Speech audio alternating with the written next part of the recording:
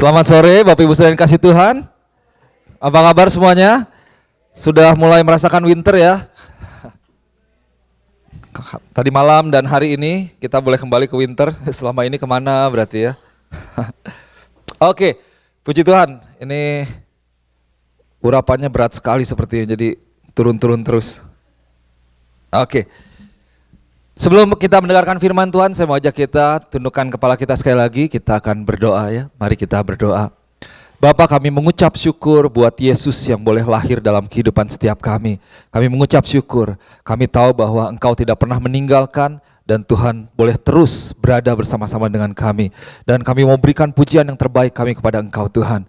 Dan sore hari ini sebelum kami semua mendengarkan firman Tuhan, hamba-Mu berdoa biar setiap kuasa yang ada di bumi dan di langit itu boleh tunduk di dalam otoritas daripada firman Tuhan.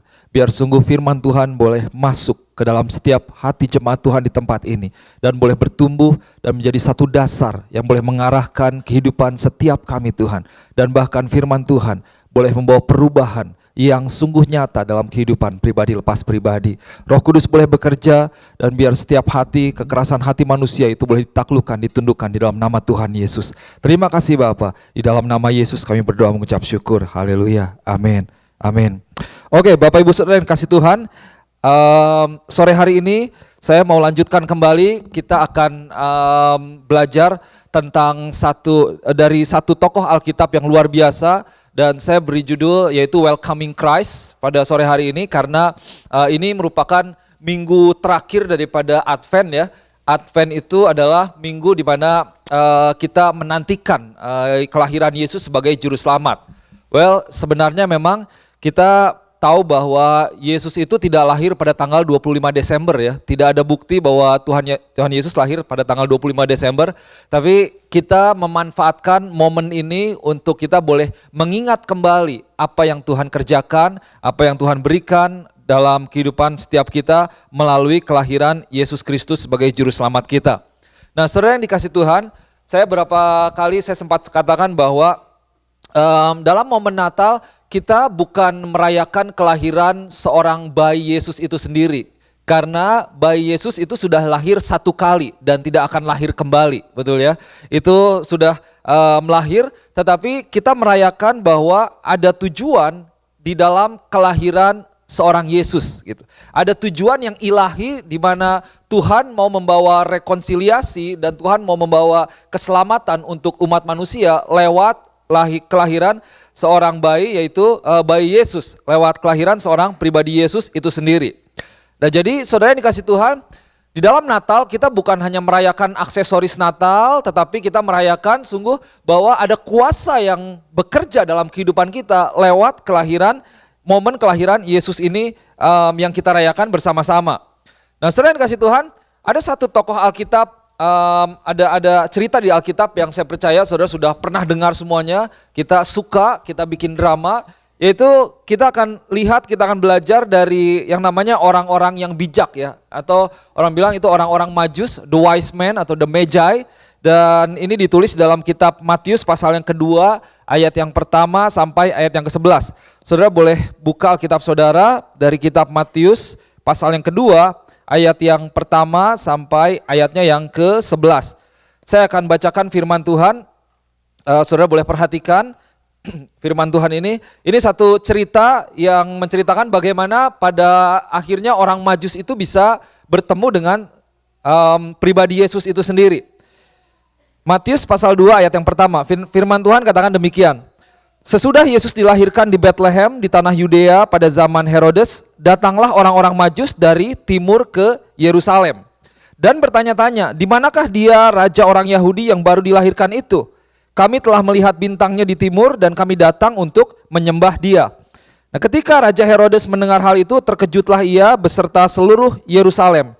Maka dikumpulkannya semua imam kepala dan ahli Taurat bangsa Yahudi. Lalu dimintanya keterangan dari mereka di mana Mesias akan dilahirkan. Mereka berkata kepadanya, di Bethlehem, di tanah Yudea, karena demikianlah ada tertulis dalam kitab Nabi. Ini sudah dinubuatkan sebelumnya, sudah ditulis dalam kitab Nabi. Bahwa dan engkau Bethlehem, tanah Yehuda, engkau sekali-kali bukanlah yang terkecil di antara mereka, yang memerintah Yehuda, karena daripada mula akan bangkit seorang pemimpin yang akan mengembalakan umatku Israel. Lalu dengan diam-diam Herodes memanggil orang-orang Majus itu dan dengan teliti bertanya kepada mereka, bila mana bintang itu nampak. Ini satu kata bahasa Indonesia yang dulu paling bingung. Kalau ditanyakan bila mana itu artinya apa ya? Nah, cukup bingung gitu ya. Oke. Ayat yang ke-8. Kemudian ia menyuruh mereka ke Betlehem. Katanya, pergilah dan selidikilah dengan seksama hal-hal mengenai anak itu, dan segera sesudah kamu menemukan dia, kabarkanlah kepadaku supaya aku pun datang menyembah dia. Benar banget. Padahal enggak sebenarnya kan. Ayat yang ke-9. Setelah mendengar kata-kata raja itu, berangkatlah mereka dan lihatlah bintang yang mereka lihat di timur itu mendahului mereka hingga tiba dan berhenti di atas tempat di mana anak itu berada. Ketika mereka melihat bintang itu, sangat bersukacitalah mereka. Ayat yang ke-11. Maka masuklah mereka ke dalam rumah itu dan melihat anak itu bersama Maria ibunya, lalu sujud menyembah dia. Mereka pun membuka tempat harta bendanya dan mempersembahkan persembahan kepadanya, yaitu emas, kemenyan, dan mur. Nah, saudara yang dikasih Tuhan, ada beberapa poin yang cukup sederhana yang saya mau kita untuk belajar bersama-sama pada sore hari ini, dan kita akan belajar dari orang-orang Majus ini. Ini ketika saya renungkan, ini merupakan orang-orang yang luar biasa, orang-orang yang punya iman, orang-orang yang taat kepada Tuhan, dan orang-orang yang pada akhirnya mengalami Tuhan dalam kehidupan mereka secara pribadi. Dan saudara, kalau kita lihat tentang orang Majus, biasanya kita kan taunya bahwa, ini orang Majus ini ada 3 gitu ya. Biasanya kalau di drama-drama Natal orangnya pasti 3 begitu. Padahal di Alkitab tidak pernah ditulis ada 3 orang Majus. Bahkan kalau di dalam The Message version itu dikatakan the band of wise men. Jadi ini bukan pemain band maksudnya ya, tapi banyak orang Majusnya, banyak sekali. Dan saya memang membayangkan kalau orang-orang yang kaya, ini mereka orang kaya nih, orang-orang pintar, biasanya sangat mungkin mereka punya pengawal-pengawal gitu, karena ya mereka orang-orang yang bahaya juga, perlu dijagai. Jadi ini orang-orang yang bukan 3 tapi cukup banyak. Nah, pada akhirnya orang Majus mereka bertemu dengan Tuhan. Nah, saya mau kasih ini, kebetulan ada satu props yang bagus di sini. Ceritanya disinilah tempat di mana Yesus lahir sebagai juru selamat umat manusia. Tapi saudara, seringkali dalam kekristenan kita fokus kepada kelahiran Yesus dan apa yang terjadi di sekeliling kelahiran Tuhan. Kita ingat dengan orang Majusnya membawa emas, kemenyan, dan mur. Kita melihat bahwa ada banyak hal-hal atau yang ditulis di Alkitab sehubungan dengan kelahiran Yesus pada saat itu, di palungan, kotor, dan lain sebagainya. Tetapi kalau kita lihat bahwa ternyata ada satu hal yang menarik, bahwa sebelum Yesus lahir, itu ada sebuah proses yang terjadi, sebuah proses yang cukup panjang, pada akhirnya bisa membawa orang Majus sampai kepada bayi Yesus itu sendiri. Nah, ini seringkali miss daripada perhatian kita. Kalau kita lihat kembali, saya mau ajak kita lihat di ayat yang kedua ya, Matius pasal yang kedua, ayat yang kedua. Di sini dikatakan seperti ini, bahwa mereka bertanya-tanya, di manakah raja orang Yahudi yang baru dilahirkan itu? Kami telah melihat bintangnya di timur. Mereka bilang begitu, kami telah melihat bintangnya di timur dan kami datang untuk menyembah dia. Nah, saudara yang dikasih Tuhan, pertama kita tahu bahwa orang Majus ini orang-orang yang pintar. Ini orang-orang yang pemikir begitu ya. Mereka orang-orang yang bahkan tahu bahwa sudah dinubuatkan oleh nabi-nabi, sudah ditulis bahwa akan kedatangan Yesus Kristus untuk menyelamatkan umat manusia. Tetapi kalau kita lihat Herodes ini katanya, di mana ya? Ini emang ceritanya Yesus sudah mau lahir nih. Saya pikir ternyata Herodes bukan orang yang suka baca kayaknya. Bukan orang yang bergaul, karena dia nggak tahu ternyata. Padahal itu sudah dinubuatkan, itu sudah ditulis dalam kitab para nabi bahwa Yesus akan datang. Tetapi menarik bahwa ketika orang Majus melihat bintangnya di timur, mereka berjalan gitu ya. Mereka melakukan perjalanan untuk sampai kepada kelahiran Yesus itu sendiri. Nah, Ini beberapa scholars nih, orang-orang pintar yang meneliti Alkitab, itu memperkirakan bahwa orang-orang Majus ini bukan berasal dari satu daerah. Jadi bukan hanya dari satu tempat, tetapi mereka berasal dari banyak daerah yang melambangkan orang dari bangsa-bangsa itu datang untuk menyembah Yesus, untuk memberikan yang terbaik kepada Tuhan, menyambut kelahiran Yesus. Nah, saudara yang kasih Tuhan, ketika mereka melihat bintang itu pada pertama kali, mereka taat ya, mereka mengikuti bintang itu. Mereka melakukan perjalanan kepada bintang itu, sesuai dengan bintang itu. Kemudian kita lihat di ayat yang ke-9, ternyata setelah mereka berjalan sedemikian lama, cukup lama, akhirnya mereka tiba di kota Yerusalem dan bertemu dengan Herodes. Karena Herodes pun ternyata mendengar berita tentang kelahiran Yesus. Dikatakan seperti ini bahwa lihatlah bintang yang mereka lihat di timur itu mendahului mereka hingga tiba dan berhenti di atas tempat di mana anak itu berada. Di dalam terjemahan lain dikatakan bahwa bintang yang sama yang mereka lihat beberapa waktu yang lalu itu nampak lagi, dan akhirnya ketika mereka melihat, mereka mengikuti bintang itu. Yang menarik seperti ini, saudara yang dikasih Tuhan, bahwa mereka nih melihat bintang ini. Bintang ini sudah dinubuatkan di dalam kitab Bilangan, itu ditulis bahwa, saya catat di sini dalam English New King James Version, dikatakan bahwa someday a king of Israel will appear like a star. Jadi Bileam sudah menubuatkan, dan ada banyak ayat lain di Alkitab yang sudah menubuatkan akan kelahiran Yesus itu sendiri. Nah, yang luar biasa seperti ini, orang Majus mereka melihat bintang itu dan mereka taat. Ternyata kita seringkali secara waktu kita tahu bahwa Yesus lahir sekarang tanggal 20 Desember ya, 2015. Tapi ternyata perjalanan orang Majus untuk sampai kepada palungan Yesus itu mereka harus menempuh ternyata ribuan miles. Saudara bayangkan ribuan miles. Saya nyetir aja kalau kita ke Portsmouth itu sekitar berapa? 7 miles kah? 10 miles mungkin ya. Lewat 16 itu sekitar kalau naik mobil bisa 15-20 menit. Nggak kehitung macet tuh.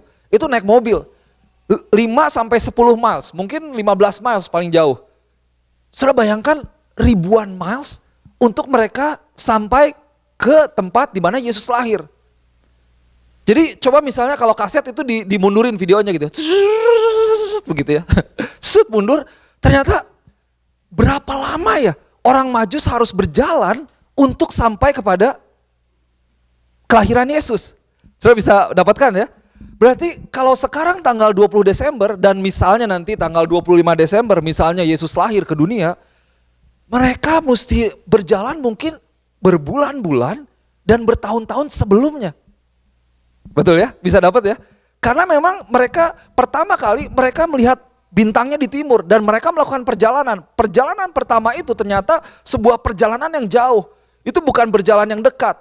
Yerusalem ke Bethlehem itu diperkirakan sekitar 5 miles. 5 miles saja tadi saya bandingkan kalau naik mobil mungkin 15 menit kah? Seperti itu. Ini 5 miles dengan onta begitu ya. Belum kalau ontanya capek, males gitu ya, perlu ditendang-tendang. Belum mereka bawa harta dan lain sebagainya, berarti ada keledai kah dan lain sebagainya. Itu berarti banyak untuk melakukan perjalanan yang banyak itu kan, wah nggak gampang ya. Kalau sendiri lebih cepat, gitu. Tapi kalau banyak, wah nanti yang satu pengen kencing lah, yang satu capek, istirahat, mesti istirahat semua. Jadi sama-sama, wah itu saya bisa bayangin. Ini perjalanan yang bukan perjalanan singkat.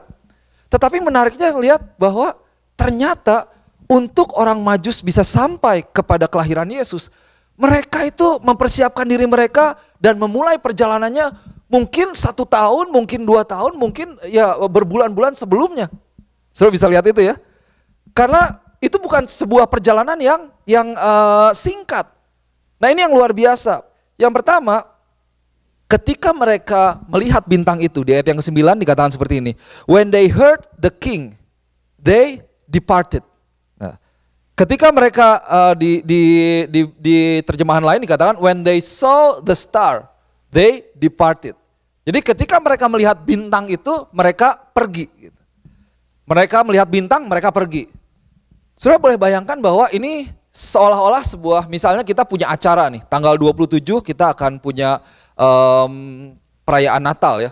Nah perayaan Natal kita kan udah ada flyernya nih, udah ada pengumumannya.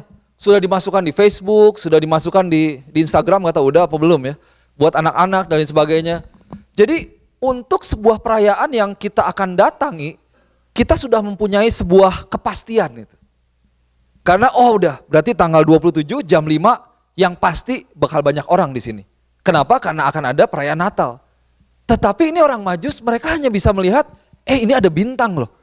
Menurut kita para nabi, katanya bintang ini akan membawa kepada kelahiran Yesus. Jadi mereka cuma ngeliatin bintang aja tiap malam gitu ya. Biar onta sama keledai yang ngeliat ke bawah gitu. Mereka sih ngeliatin kemana gitu. Mereka yang tinggal ngendalin ontanya sama keledainya gitu. Mereka hanya ikut aja gitu sama bintang ini. Nah itu kalau menurut saya secara logika, ngobrol-ngobrol kali, gimana kalau bintangnya salah gitu ya. Kita ngikut-ikutin bintang kan banyak juga. Ini kalau bintangnya salah, ini gimana nih? Tapi ternyata mereka punya iman yang luar biasa. Mereka percaya kepada Tuhan, mereka percaya kepada nubuatan Tuhan, dan mereka mengambil tindakan berdasarkan iman mereka, dan pada akhirnya itu membawa kepada pertemuan atau perjumpaan dengan Tuhan. Saudara yang dikasih Tuhan, saya percaya bahwa ketika kita memiliki iman, dan iman itu diikuti dengan sebuah ketaatan, maka itu akan membawa kepada pengalaman bersama-sama dengan Tuhan. Itu akan membawa kepada sebuah perjumpaan dengan Tuhan. Saudara bayangkan kalau engkau yang jadi orang Majus, pertama kali melihat bintang, wah kalau saya masih mikir-mikir, apalagi dengan hari-hari ini ya, ini bener gak, jadi gak? Gitu. Beberapa acara kan kita tanya gitu, jadi gak? Bener nih, ada yang gratis gitu kan. Orang-orangnya pada datang apa enggak nih? Kalau enggak, ngapain juga nih? Itu padahal bisa jadi flyernya udah ada, pengumumannya sudah ada, udah dikasih tahu. Tapi ini orang Majus hanya ngelihat bintang aja. Tapi mereka pergi. Nah saudara yang kasih Tuhan, Yesus akan lahir. Kita memperingati kelahiran Yesus ya. Saya percaya bahwa bintang itu seperti firman Tuhan yang merupakan janji yang Tuhan berikan kepada setiap kita. Itu ya dan amin. Dan firman Tuhan tidak pernah gagal. Tuhan tidak akan pernah gagal terhadap perkataannya.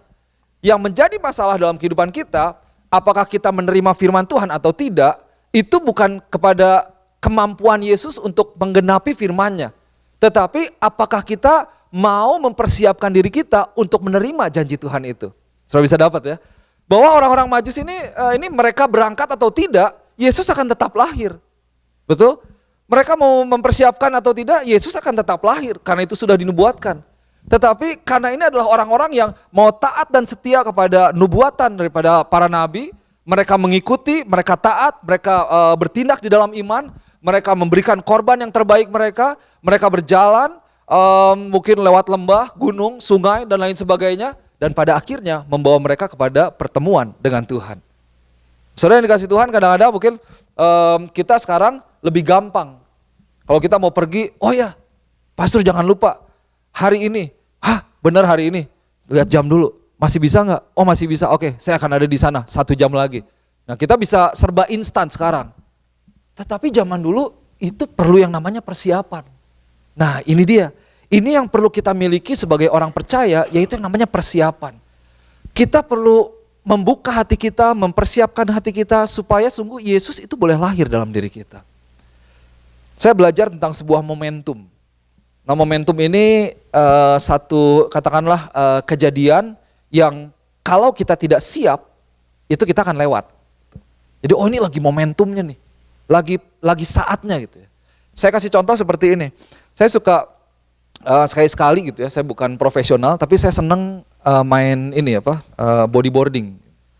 Ya coba-coba aja begitu maksudnya. Atau ngeliatin orang yang surfing belum pernah coba kayaknya. Nah itu yang menariknya buat saya, ternyata orang yang bodyboarding sama yang surfing itu kuncinya bagaimana mereka menangkap ombaknya. Gitu. Jadi ombak yang datang itu mereka harus melihat ini kira-kira dari jauh ombaknya bagus atau enggak, bisa bukan dikendarain ya, you can ride on the wave, ya dikendarai lah, ditumpangi bukan juga ya, ya pokoknya dinaiki enggak juga, ya pokoknya bisa dapat enggak nih ombaknya nih. Nah itu perlu sebuah kejelian, perlu perkiraan yang matang supaya ketika ombak itu datang dan dia belum pecah, kita sudah pas dan bisa mengendarai si ombak itu. Nah itu nggak gampang. Itu yang menjadi contoh bagaimana sebuah momentum. Nah sejago-jagonya orang kalau dia miss momentum itu, dia akan kelewat. wah berarti mesti tunggu lagi. Nah ini dia yang perlu kita pelajari bahwa momentum itu akan datang. Natal akan datang, Yesus lahir, berkat Tuhan akan dicurahkan, kasih Tuhan akan dicurahkan, perlindungan Tuhan itu ada, janji firman Tuhan adalah ya dan amin. Tetapi kembali, waktu momentum itu datang, waktu Tuhan menyatakan kasih-Nya, waktu Tuhan mau memberikan janjinya, apakah kita sudah siap untuk menerima janji firman Tuhan itu? Apakah kita ternyata sudah mempersiapkan? Wah kadang-kadang ke gereja aja kita nggak siap ya. Ke gereja aja kita masih mepet-mepet, bangun telat. Wah kalau mau ke Boston saya biasanya lebih repot lagi tuh. Pagi-pagi apalagi kalau bangunnya telat ya. Waduh bangunnya telat. Di jam berapa? Wah gerabak-gerubuk, setrika baju gitu. Kadang-kadang kalau sempat setrikanya dari malam persiapan. Gitu. Tapi kalau enggak pernah satu kali kan udah setrika buru-buru karena banyak yang diurus ya. Ini itu. Setrika udah naik mobil pergi. Ternyata sampai di 95 udah setengah udah mau deket ke Boston. Pas saya baru sadar, saya perginya waktu itu bukan winter kayaknya, jadi cuma pakai kaos aja cepet-cepet karena supaya nggak kusut juga saya pikir. Jadi mau digantung di mobil rencananya. Tapi pas ngeliat spion, bajunya nggak ada. Astaga naga saya pikir, ini bener gak? Coba lihat.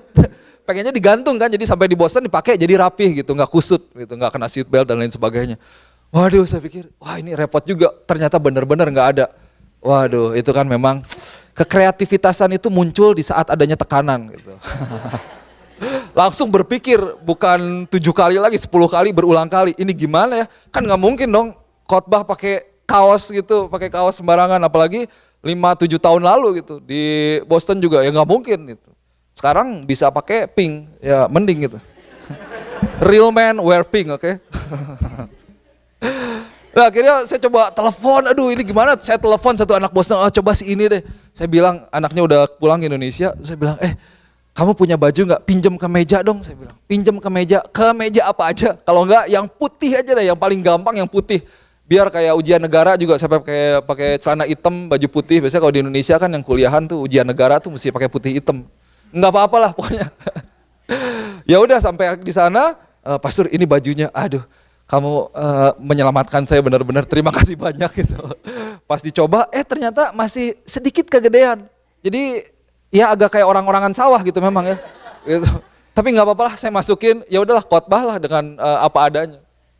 Nah dari sini saya belajar banget namanya persiapan. Dan kalau kita tidak siap, kita bisa miss banyak hal. Itu bisa menghilangkan sukacita bahkan. Wah kalau nggak dijaga hati bisa marah-marah dan lain sebagainya. Nah, selain dikasih Tuhan kita lihat bahwa orang Majus ini orang yang luar biasa. Mereka mempersiapkan. Bahkan 1,000 miles journey itu requires maybe months and could be years. Because itu bukan pakai jet pribadi gitu ya, bukan pakai mobil. Tapi mereka ya pakai unta. Ya bukan moodnya mereka, tapi moodnya si unta gitu. Kalau saya yang hiking, kita bisa hitung. Pokoknya saya jalan 6 jam misalnya. Moodnya itu gimana saya gitu. Tapi kalau udah mau naik onta, bukan saya lagi, ya moodnya si onta gitu kan.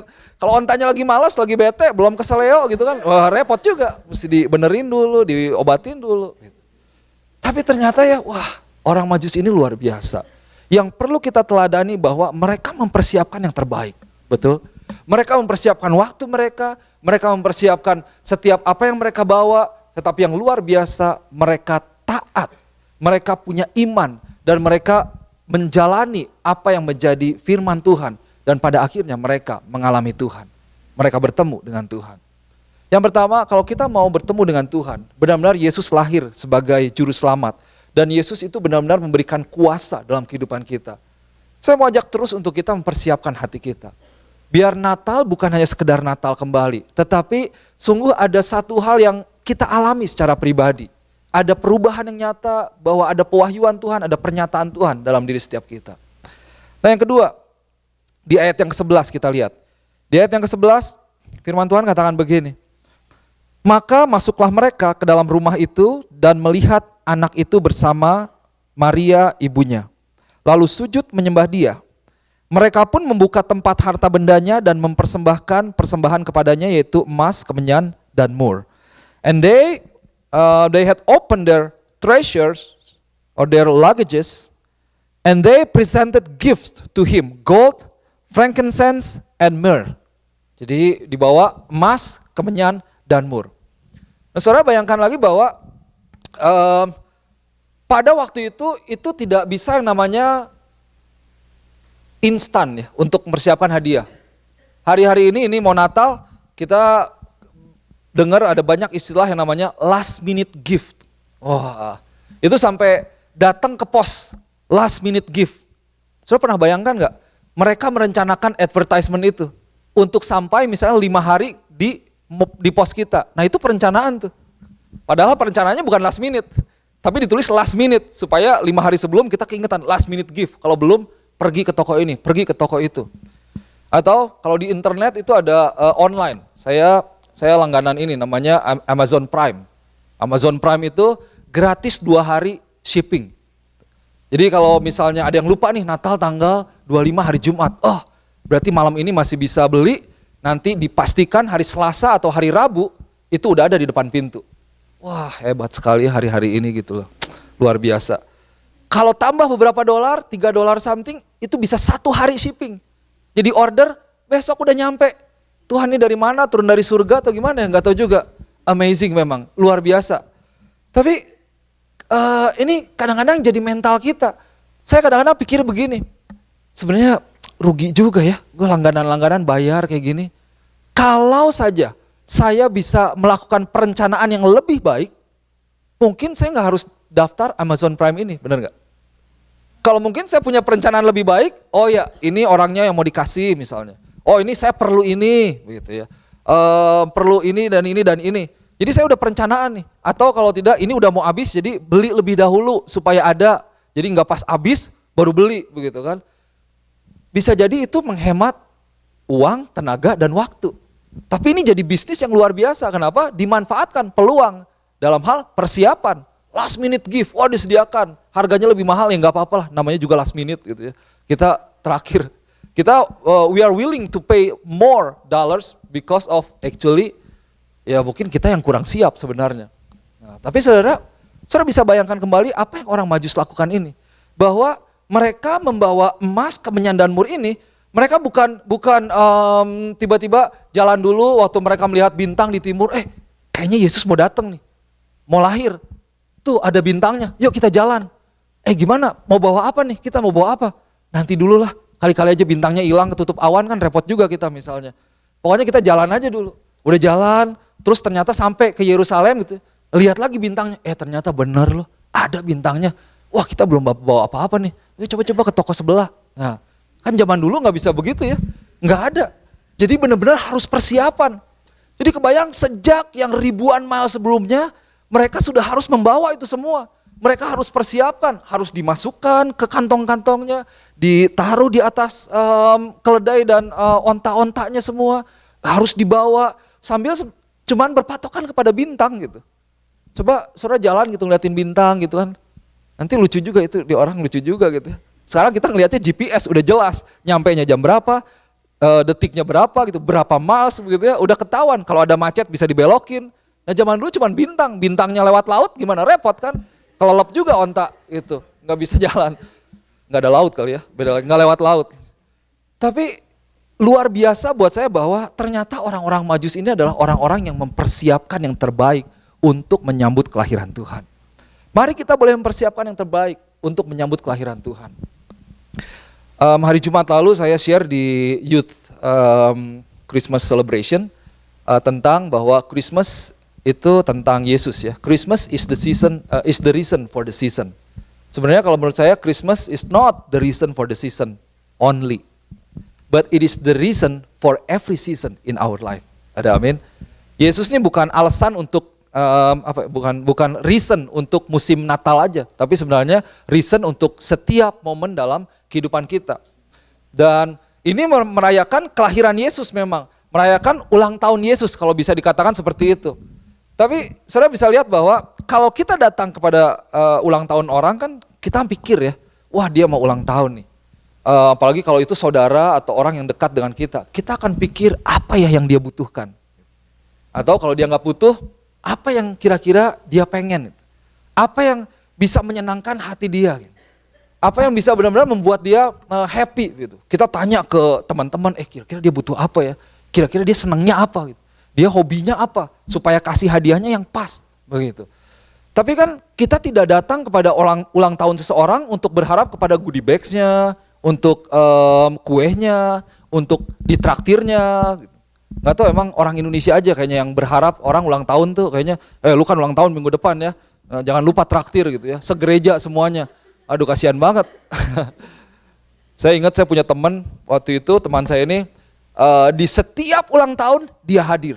Wah luar biasa. Tetapi ketika dia ulang tahun, dia menghilang. Karena takut diminta traktir. Jadi ini beneran, jadi kalau ulang tahun di mana aja, kenalnya juga baru sedikit, datang pasti. Soalnya ada makan-makan, apalagi ya kalau ada gitu, itu hadir. Tapi kalau begitu ulang tahun dia nanti udah seminggu, 2 minggu, udah mulai menghilang tuh dari persekutuan. Nih anak kemana gitu ya, baru balik lagi. Kenapa takut ditraktir gitu. Nah maksudnya saudara, Yesus nih lahir. Kalau kita merayakan ulang tahun Tuhan, fokus kita kan kita memberikan yang terbaik kepada Tuhan. Hadiah apa nih yang bisa kita berikan kepada Tuhan? Seperti orang Majus ini. Mereka membawa sesuatu kepada Tuhan. Mereka tidak mengharapkan sesuatu dari Tuhan. Saudara, kalau engkau mau mencari Tuhan, carilah Tuhan bukan karena apa yang dia punya. Tetapi carilah Tuhan dengan apa yang engkau punya. When you seek God, seek Him not because of what He has, but with what you have. Nah, kita cari Tuhan, kadang-kadang lagi butuh nih. Tuhan kayak ATM gitu ya, Tuhan perlu ceklek gitu berdoa misalnya. Kita cari tangan Tuhan seringkali, Tuhan tolong, Tuhan bantu, sampai nangis-nangis, guling-gulingan segala macam gitu. Aduh Tuhan ini saya udah kepepet. Tapi kita jarang berdoa untuk minta hati Tuhan misalnya. Nah ini mengajarkan kita untuk bahwa waktu kita cari Tuhan tuh dengan apa yang kita punya.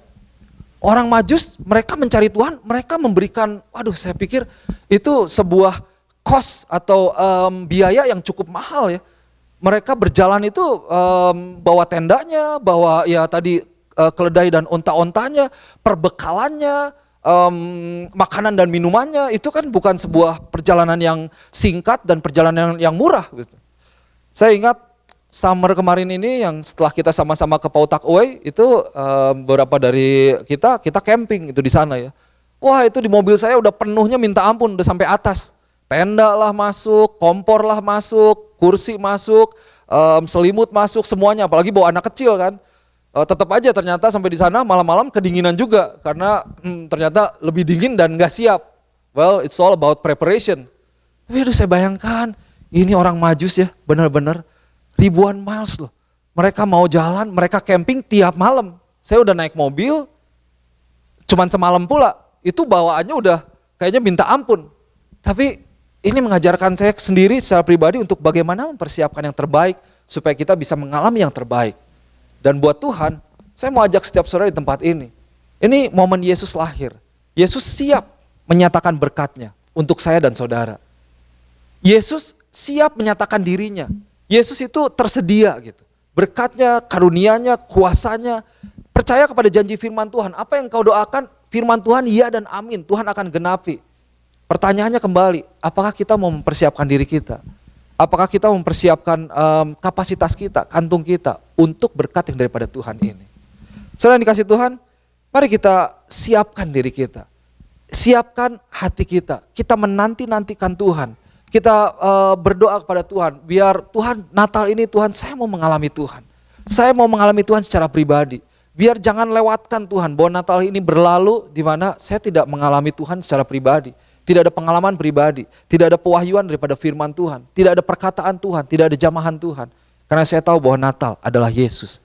Saya mau mengalami Yesus. Saya bukan hanya mau mengalami pernak-pernik Natal, tapi saya mengalami Yesus secara pribadi. Dan saudara yang kasih Tuhan, kita cari Tuhan, kita persiapkan yang terbaik, kita berikan yang terbaik. Apa yang kau bisa berikan kepada Tuhan? Kalau tadi saya sampaikan bahwa kalau ini menjadi ulang tahun daripada Yesus, kira-kira Yesus berdiri di depan kue ulang tahun, kita merayakan ulang tahun Tuhan.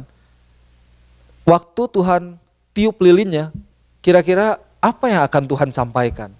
Wish-nya Tuhan itu seperti apa? Apa yang menjadi pengharapan Tuhan?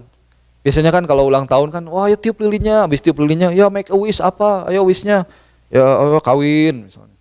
Kerja, lulus, gitu ya. Macam-macam itu wishnya macam-macam. Tapi coba kalau Tuhan yang ternyata tiup lilin, gitu. Kira-kira apa yang menjadi pengharapan Tuhan? Damai di dunia ini, nggak ada perang dan lain sebagainya. Apa yang sudah dibuatkan di Alkitab sudah ditulis. Tapi saya percaya satu hal, bahwa Tuhan lahir ke dunia ini untuk membawa rekonsiliasi atau keselamatan untuk setiap umat manusia. Dan itu yang menjadi tujuan kita pada saat ini.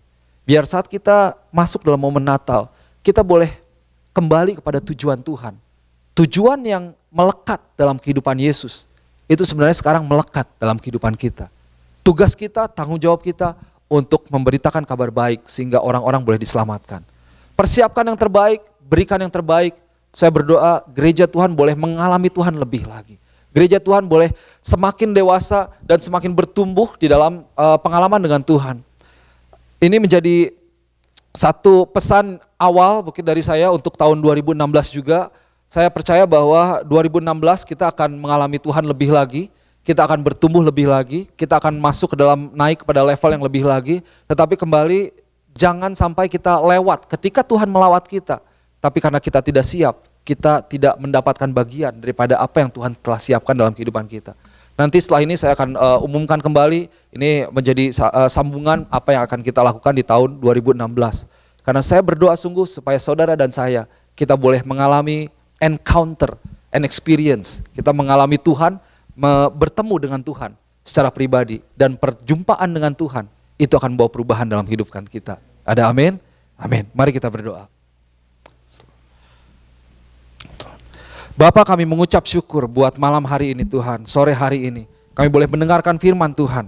Tuhan, hamba-Mu berdoa supaya kelahiran Yesus itu bukan hanya sekedar kembali satu acara yang kami nikmati. Bukan hanya sekedar aksesoris, tetapi biar Yesus boleh lahir secara pribadi. Karena kami percaya ada banyak janji firman Tuhan, ada banyak berkat yang Tuhan persiapkan, ada kekuatan Tuhan, urapan Tuhan yang Tuhan mau berikan untuk setiap pribadi di tempat ini. Berdoa Tuhan bahwa setiap jemaat Tuhan boleh mempersiapkan diri mereka, mempersiapkan hati mereka untuk menyambut kedatangan Tuhan.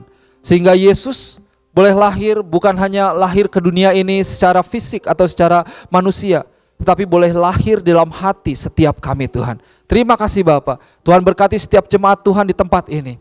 Tuhan berkati kehidupan mereka. Biar sungguh Natal ini menjadi Natal yang berbeda, kami semakin dalam hubungan kami semakin mengenal Tuhan.